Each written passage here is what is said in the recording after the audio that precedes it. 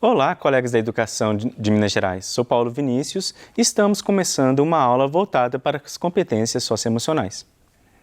Porém, na aula de hoje, vamos falar de um tema que não está ligado exatamente àquela lista que nós conhecemos na educação como as competências socioemocionais. Vamos falar sobre a sociose. Porque quando vemos essas competências socioemocionais que são cobradas da gente para sermos profissionais melhores, mais qualificados, há uma sensação, há um desconforto que pensamos o seguinte: será que nós temos as condições de sermos pessoas tão perfeitas assim? E quando vamos enviar currículos, inscrever currículos em determinadas plataformas, fazemos alguns testes onde eles vão dizer quais são as nossas competências socioemocionais e a partir daquilo eles vão dizer se nós temos mais chances ou menos chances de sermos contratados. Então, fica uma sensação de angústia, uma sensação de insegurança e até uma sensação de que o que nós podemos fazer para mudar isso. Então, a sociose é um conceito que vai ajudar a gente a questionar esses elementos. Então, vamos aprender que há doenças que não são causadas por questões biológicas, mas pelas condições sociais e como enfrentar essas realidades. Assim, quando falamos de sociose, vamos entender o seguinte: há determinadas cobranças que nos são impostas, que diante da nossa forma de não saber lidar com determinadas realidades, vão criando, por exemplo, doenças. Nosso corpo vai somatizando doenças. E com isso, nós vamos ficando prejudicados. Sociose é uma doença social que tem sua causa real no desemprego, na fome e na falta de moradia. Muitos sofrem de um mal-estar que, na verdade, é um reflexo de suas dificuldades socioeconômicas. Aqui, nós temos a fala do médico psiquiatra Eduardo Aquino, onde ele pensa a sociose a partir de uma classe que a gente fala que é o subproletariado, que são pessoas que muitas vezes estão abaixo da linha da pobreza. Então, estão desempregadas, com fome, não têm moradia. Mas o seu conceito ele extrapola, pois diz que muitos sofrem de um mal-estar que, na verdade, é um reflexo de suas dificuldades socioeconômicas. Se esse mal-estar está relacionado às suas condições socioeconômicas e também ele pode nos atingir, enquanto nossa classe social, até mesmo pessoas que têm determinados confortos, mas que vivem numa estrutura econômica que acaba prejudicando. Assim, na aula de hoje, grande parte da nossa discussão ela está baseada no discurso do psicanalista mineiro William Castilho. E não vou indicar apenas uma obra, porque ela vai estar nas referências, mas vários pontos da sua reflexão podem ser encontrados na fala de hoje. Então, alguns exemplos são, inclusive, exemplos dos livros dele. Neurose ou sociose? Podemos confundir um pouco os conceitos, pois quando falamos de neurose, para quem já entende o conceito de neurose, pode achar que essa pessoa, ao definir sociose, acabou falando da neurose. Mas vamos diferenciar um pouco. A neurose ela é uma doença emocional, onde a pessoa que passa por determinadas experiências, ela acaba reagindo algumas vezes com exagero e somatizando determinadas situações. Por exemplo, é alguém que vai ter ansiedade, vai desenvolver algumas fobias, vai ter insônia, vai ter dificuldade de se relacionar, por exemplo, isolamento social. Então, as neuroses, elas podem ser resolvidas principalmente com acompanhamento profissional, psiquiátrico, psicológico, enquanto que a sociose, além dos acompanhamentos que a pessoa tem que ter, porque desenvolveu determinadas doenças, somente o acompanhamento profissional não resolve. Porque as condições econômicas da sociedade que ela vive intensificam cada vez mais. Então, vamos pensar a nossa realidade. Nós, profissionais da educação, que temos um compromisso com uma educação pública de qualidade, universal, que seja para todos, de forma equânime, chegamos para trabalhar, mas é uma lógica empresarial onde é cobrado de cada um no seu setor, como se estivéssemos numa empresa, como se estivéssemos numa lógica de produção. E que somos avaliados, quantificados, qualificados por aquilo que produzimos. Mas o que produzimos? O conhecimento ele é medido de que forma? Então, como dizer que se um professor ou professora produziu mais do que outra? Foi pelo número de aprovações ou foi pelo número de reprovação? Foi pelo número de pessoas que passou no vestibular ou pelo número de pessoas que entrou no mercado de trabalho? Então, são situações que trazem uma lógica empresarial que é transferida para o nosso ambiente e vai se criando na gente angústias, porque nós somos cobrados, enquanto profissionais, falando como se nós fôssemos máquinas.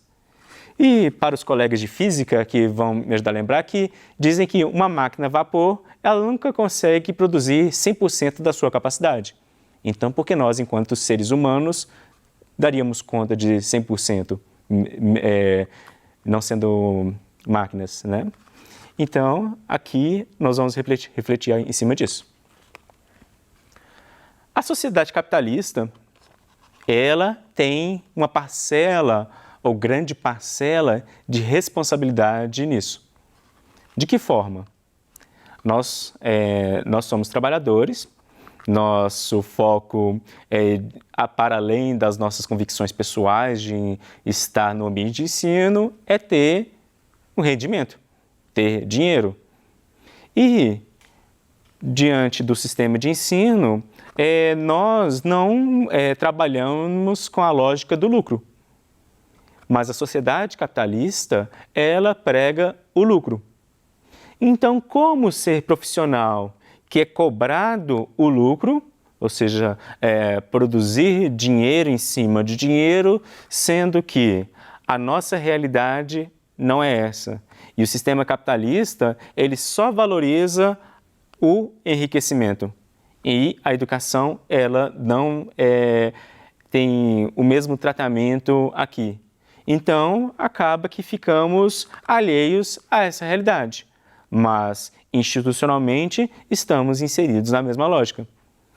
Então, o capitalismo, ele traz várias demandas, pois, para além da escola, nós somos envolvidos em outras realidades. Nós temos outras situações que estão no nosso cotidiano, que intensificam, que nos estimulam essa intensidade que vai provocar a sociose. Então, aqui para ilustrar, é uma imagem até conhecida para representar a sociedade capitalista, que nós estamos o tempo todo correndo, nós estamos indo para o trabalho, chega na escola, nós temos que produzir, sair, então o tempo todo a lógica da produção, como se estivéssemos operando máquinas. Então, qual é a relação entre capitalismo e sociose? Então, fica um questionamento. Se a sociose, se o capitalismo ele é o grande responsável pela provocar a sociose, então qual é a relação? Se voltarmos no início, onde falamos que há situações que há estímulos que nos provocam uma sensação de desconforto, que se intensificam pelas condições socioeconômicas, então nós vamos gerar determinadas doenças. Então vai ser a insegurança, nós vamos criar ansiedades, nós vamos ficar pessoas com, por exemplo, síndrome do pânico. E uma pessoa que chega num ambiente escolar, é cobrada determinadas demandas e ela não dá conta, ela acaba saindo da escola. E a sociose, ela vem para intensificar, por exemplo, uma pessoa ela tinha uma predisposição para o alcoolismo, então ela começa a beber mais e se torna uma pessoa alcoólatra. E vão surgindo outros conflitos internos em casa. Por exemplo, se essa pessoa é a principal provedora do lar. Então, ali surgem outras responsabilidades na qual ela não dá conta, porque as condições socioeconômicas ela não consegue responder a elas. Então, o capitalismo está o tempo todo buscando enriquecimento, os preços estão subindo e a pessoa não consegue acompanhar aquilo. Então, além de ter que lidar com uma dinâmica de escola, com a vida de vários estudantes, com várias demandas, várias situações que aqueles sujeitos trazem para a gente, e nós não somos robôs, nós tratamos essas pessoas como humanos, então fica uma sensação de nós não damos conta, nós não conseguimos ajudar, e ao chegar em casa vemos que isso só piora. Porque no nosso meio, nós também somos incapazes de resolver muitos conflitos. Mas o capitalismo ele continua exigindo cada vez mais. Então, para resolver algum problema, a gente acaba procurando um médico, nós vamos um dia no psicólogo para tentar resolver uma demanda, pegar um atestado, depois vai no psiquiatra para tentar dar uma acalmada, para não surtar em sala de aula, igual a gente gosta de brincar às vezes. E essas angústias, elas vão se intensificando e em cada pessoa vai surgindo uma doença. Nós vamos somatizando, o nosso corpo vai reagir. Tanto é que corpo, no grego é soma, ou seja, nós somatizamos. Então, tudo aquilo que é externo, nós trazemos para o nosso corpo. Vai ser uma dor na coluna, vai ser a fibromialgia, vai ser a dor de cabeça que nunca passa, vai ser a alergia que fica ali o tempo todo. Então, nós vamos entrando num sistema de adoecimento onde a causa não é só biológica, não é só resolvida pelo medicamento. Há uma exigência de uma mudança nessa sociedade. E para piorar, nós temos o neoliberalismo. Pois o neoliberalismo, na sua lógica de focar no individualismo, ele prega o seguinte: nós não precisamos pensar coletivamente, é cada um por si. Então, a ideia de uma meritocracia onde você tem que focar em si mesmo, focar no seu lucro, focar no seu rendimento, focar apenas no seu mundo. Mas o seu salário não depende só de você mesmo, o seu ambiente de trabalho não depende só de você mesmo. A sua relação com outras pessoas não depende só de você mesmo. Então, como reagir à lógica do individualismo pregado pelo neoliberalismo? Aqui, o neoliberalismo, ele propõe uma entidade, que é o mercado, como uma forma de resolver todos os problemas sociais. Então, o dinheiro seria esse valor simbólico, esse mecanismo simbólico, que se transforma em algo material que media todas as relações sociais. E o neoliberalismo, ele trata tudo como mercadoria. Se tudo é mercadoria, você também é mercadoria. E por ser mercadoria, você também é descartável. Então, no neoliberalismo, até as pessoas são descartáveis. Então, se você está numa situação estrutural de adoecimento, você tende a ser descartado quando não há uma mudança estrutural nessa sociedade em que vive. Por isso que é importante trazer essa reflexão para a gente olhar para o nosso sistema econômico vigente e pensar o seguinte, e propor o seguinte: a educação não é mercadoria.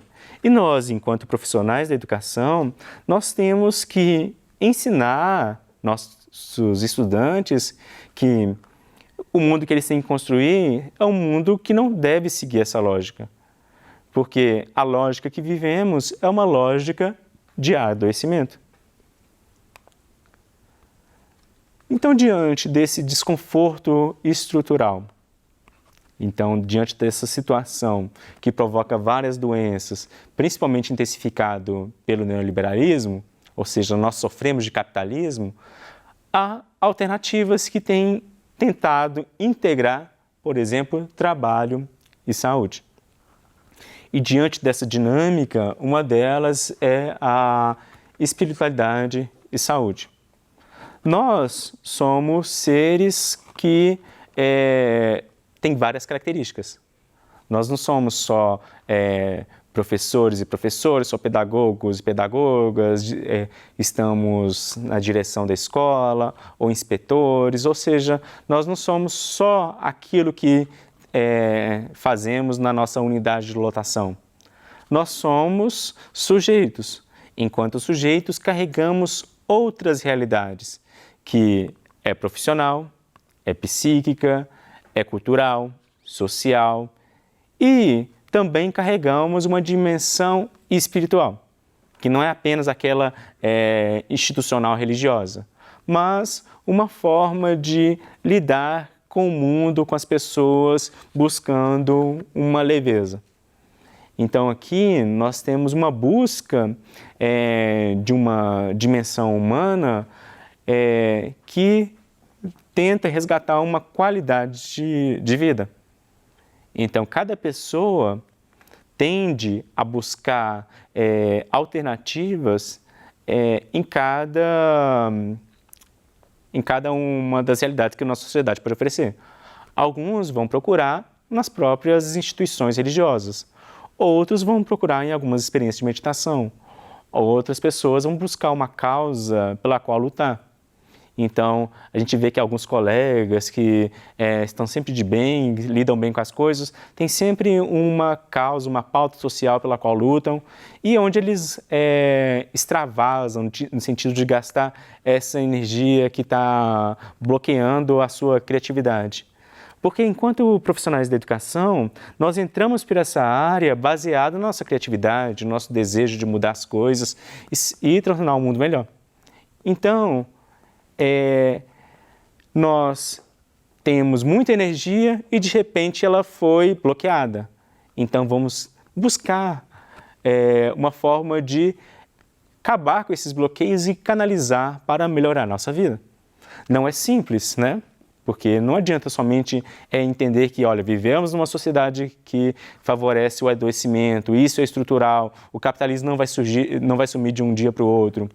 Então, nós temos que ver como lidar com isso, além das nossas atividades em sala de aula, que é propondo uma sociedade para além dessa.